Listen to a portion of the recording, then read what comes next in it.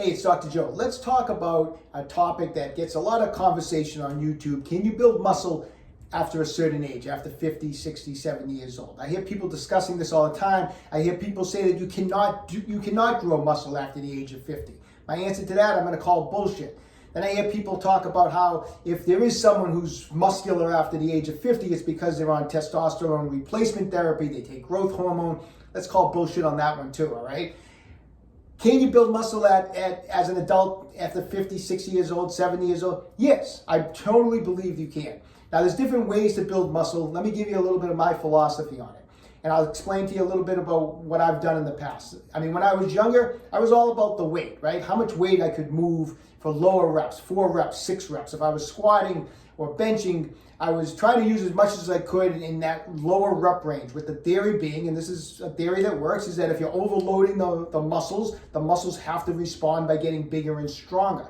Do I do that at 60 years old? No way, man. I'm not doing that at 60. Things tear and rip at 60, right? I mean, I'm just being honest with you. I mean, I've been in practice for 34 years, and I've had people in my age, older, a little younger, that try to still lift heavy, and I've seen them come in with, torn tendons and torn muscles. I mean, I've literally have been in the gym where I see people my age and even older still doing bench press and trying to do singles. I mean, what's going on, right? You got to train smarter as you get older. We're supposed to be smarter as we get older. We're supposed to be wiser, right?